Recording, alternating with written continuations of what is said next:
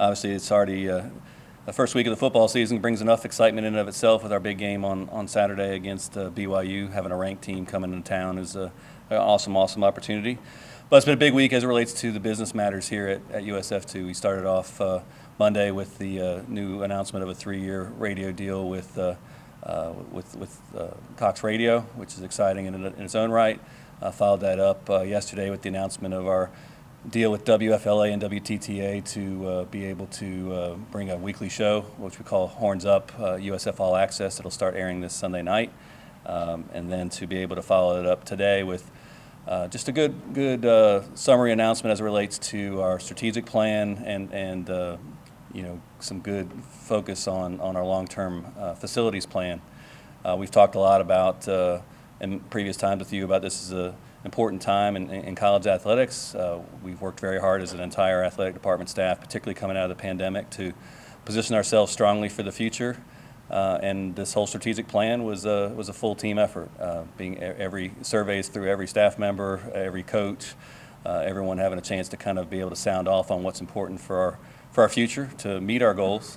And so when you look at our strategic plan and you see the different goals that we have that are basically providing an unparalleled student-athlete experience, to renovate, expand, and enhance the athletic district, to elevate athletic performance, to foster a culture that promotes efficiency, innovation, teamwork, and inclusion, and then last but certainly not least, embrace our campus and Tampa Bay communities. And when you see these things and you see the different strategies and tactics associated with those goals for this upcoming year, and then you kind of see that with the long-term vision of what we're doing and what we feel is necessary to propel this athletics department forward, you'll see that I think the renderings and some of the plans that go into each of those facilities makes a whole lot of sense. So we're excited about it. Some of these things have obviously been enhanced and been taken care of already. Some of the things are in motion as we speak, and some of the things are aspirational and obviously wanting to paint the vision and the plan forward for all of us. And by all of us, I mean all of Bulls Nation.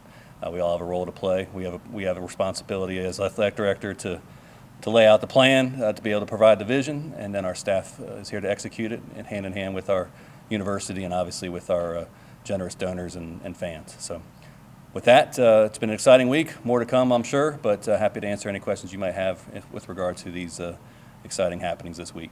Obviously, there's a lot of focus on the on-campus football stadium. What are the next steps that have to happen for it to move forward? Yeah, we're in the midst of what we call our ITN process for a design-build firm.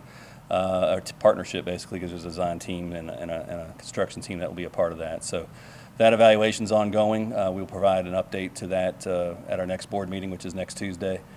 So that's been a great process, one that's moving at a in the big scheme of things, a very fast pace. When you think about the whole project wasn't even really put out there in the public until September 8th last year when we were doing the groundbreaking for the IPF, and so I'm excited about it, and there'll be more information in terms of the design-build firm at that point in time. Once that's secured, there will be, I would estimate, probably about a 16-month period of pure design work, which will include many opportunities for people to give input and thought into design. I know I get a lot of questions about, are there going to be amazing renderings next week? That's not the case. That's what a design firm does. So when we work hand-in-hand with a design firm that's selected, that's when we'll have more and more things to look forward to as we ultimately come together on what this thing is going to be. It's been talked about for years, obviously. How important is it to finally get to these next steps? Oh, we've never been this far along ever, so it's highly encouraging, not just as an athletic director here to see that kind of vision and focus and support, but as a vice president of this university, I support the chairman and the president in terms of I think it's going to be an amazing thing for student life and for engagement with not only the campus community but the Tampa Bay community at large. And then as it fits into the athletic facility vision that we shared today, it's a big focal point. And as I've said in different forums, when you if you take a look at the Go USF Bulls website today and kind of see that vision about what this athletic district is going to look like in a few years, I really can't think of very few that are any better than that. It's amongst the best in the country, and that's what we're here to do. Sometimes we have to take a step back and realize that we're still a relatively young university. We're very proud of the facilities we have. We have great ones, but to enhance them, to grow them, and to, again, take advantage of our strength being having some land adjacent to this place to think about efficiently, think about the new modern student athlete and the efficiencies that they deal with. and then be able to create the excitement that can garner the campus community, alumni, and Tampa Bay community. We have an awesome opportunity to kind of bring this all together. It's going to take, again, huge partnership of investment from the community and from revenue sources that come into that stadium. But when you think about it, it's just really, really exciting. The indoor practice facility ready to go for the season? Pardon me? Excuse me, the indoor practice facility, is it ready to go for the season? It's on a great pace. I mean, the last phase that we're waiting on now, all the construction's done in terms of the structure itself and the roof. So we're just it's getting into the turf. We're finishing grading the dirt and now getting the turf placed in. So it's on schedule where we expect it to be. I know our football team will be able to use it at some point in the mid part of the season, we expect, and then certainly be here for us, for all of our athletic teams forevermore, and our marching band, and for other events that are coming up in the future. So. As you guys added, the two sports this year, just how, how important was getting all of this put together to be able to include those and kind of have one cohesive plan released at one time, as opposed to bits and pieces here and there? And that's why I think today's so important. Will, I think that's an astute observation. I mean, when you put out things in bits and pieces, that's great and it's exciting, but this fan base, this university, this athletic department, I feel deserves and is in need of vision and focus for the future. We've worked hard for many years on doing this since I've got here. Obviously, a pandemic kind of threw some wrenches into all of that for us, but as we look at this is the time. This is the time to invest. This is the time to be bold with vision, and having a very unique and having a very, what I think is very, frankly, a beautiful vision for the future of this athletic district is really, really important. And so I think, again, things could change. You might change things here and there, but unless you put it on paper and have a plan that we all can get around, and that's a little bit what I've heard from, while we've set records in fundraising since I've had a chance to be here, and our fundraising staff's working really hard. I often hear, hey, I'd love to hear more about the vision overall, not just for specific sports. And when you kind of put it all together, I hope people, when they take a look at our strategic plan and this master plan, it's like, wow, I think it should be like light bulbs going off when you see it all come together in one vision. And I think having the renderings and having the kind of the map flyover that we have on our website right now allows everyone to just kind of see that vision. So they don't, when I keep saying I think it's going to be one of the best athletic districts in the country, when you see that flyover, I think light bulbs go off and you see, hey, Michael's right in that regard, because it really is spectacular to have everything that close, that concise, and efficient for the modern day and the future student athlete. As you seek funding to make it all happen in the NIL era, where money's claimed in all corners, what's the strategy? And big picture, big donors, everybody can contribute. Kind of what's your view on how to get people behind it and make the money happen? Yeah, I think my big part of my job and our job here in athletics is to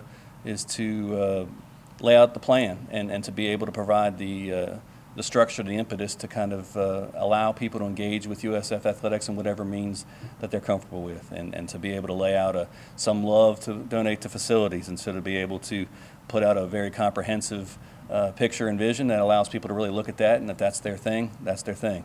If they want to look at about how to be competitive year in, year out, and look at how our operations budget can grow, how our scholarships can grow, how the Alston Academic Awards that we can provide to student athletes can all grow, that's going to take investment in our annual fund, and that's a big reason why we kind of shuffled up our, some of our development structure in terms of creating not only a priority on the annual fund, but also creating a new giving society that caters to those that really want to give more to facilities. So, and then in the NIL era, our student athletes are positioned with the tools now. We launched the Boost program over a year ago with Influencer. There's things in place now. There's obviously collectives that are there to serve them. So there's a lot of different ways that the student athletes are kind of. We used to prepare our student athletes for life, after leaving USF, and now because of the opportunities they now have, we're basically trying to help prepare them for business now if they choose to take those routes, and that's what some of the tools that they have through the Boost program that we have, the Influencer, and then potentially working with businesses directly or with collectives are all up business opportunities for our student athletes. So, in my mind, we've done what everything that we're allowed to do by any rules that exist to again lay out a whole portfolio for ways to for USF alums, donors, and Tampa Bay residents to contribute to their great university. So I think we're well positioned. We have the tools in place, and I'm proud of what we've accomplished this summer to kind of lay that out so that everyone else can play it out. Do you have any sort of estimated dollar amount about, what this project can cost, or is that still just kind of too far out right now? Specifically the stadium you're speaking For the whole project. It's hard to tell, really, because obviously we've already invested, 26 million of raised dollars in the last year or so in terms of projects that are either already done or in process. A unique aspect of us here in athletics compared to maybe some projects on the university, when we do renovations of, let's say, of something here in the Selman Center, or when we did the track, or whatever we have to do, obviously we have some more direct private fundraising that are necessary when they're not an academic mission and can't use educational funds for it, and logically so.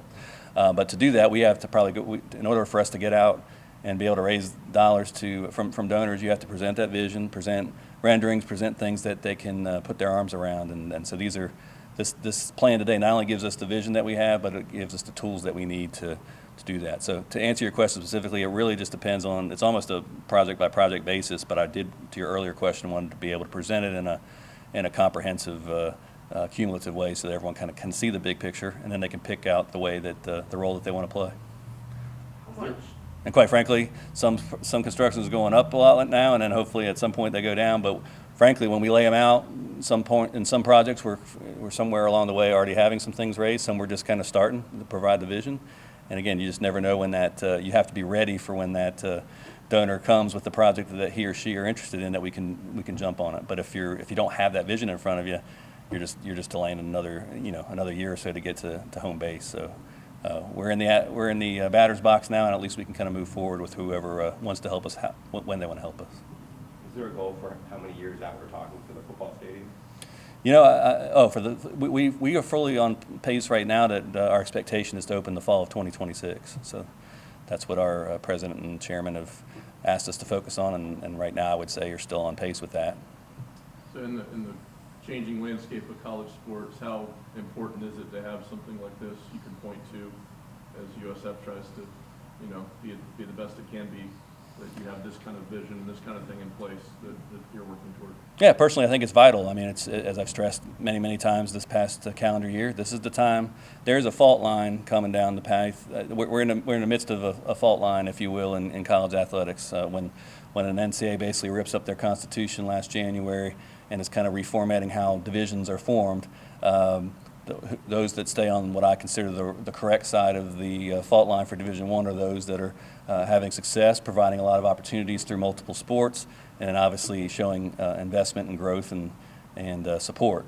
And that's what that's what, and all those things go into becoming more successful, obviously on the field as well. And so all these things are coming together at the right time, in my opinion. It's essential for our future, and I couldn't be more proud of our team for working hard to kind of put this plan together, because I know, having a unified and a comprehensive plan is logical and necessary for anyone to kind of understand and believe in.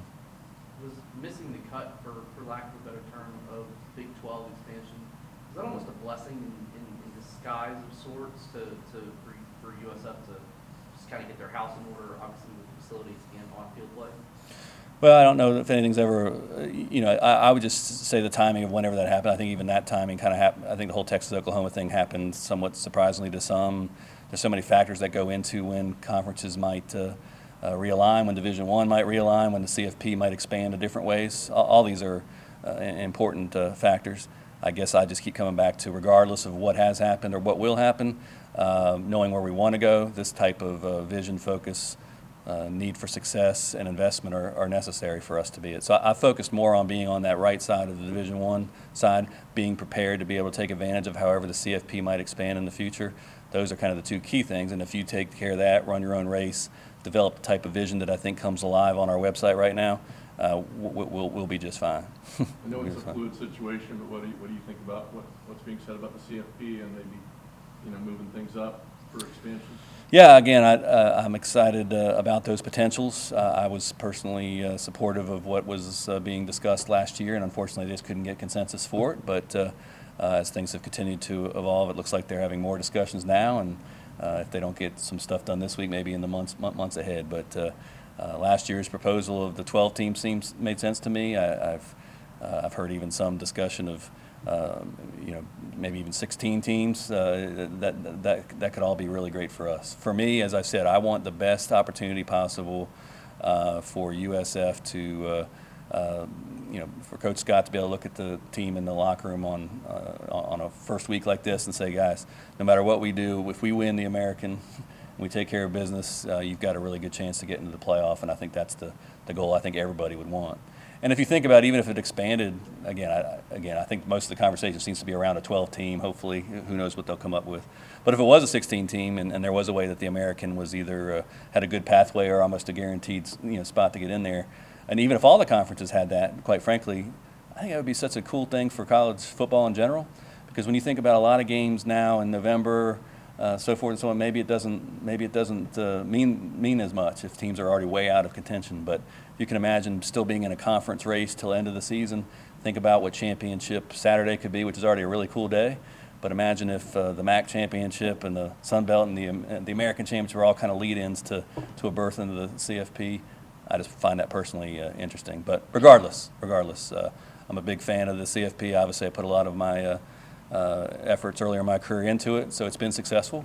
It's time to grow, and I'm sure the commissioners and the presidents will make the right decision. So I just hope that the best chance that there is for more inclusion, for more conferences, I think that's the best thing for the student athletes that are out there. Open up more opportunity.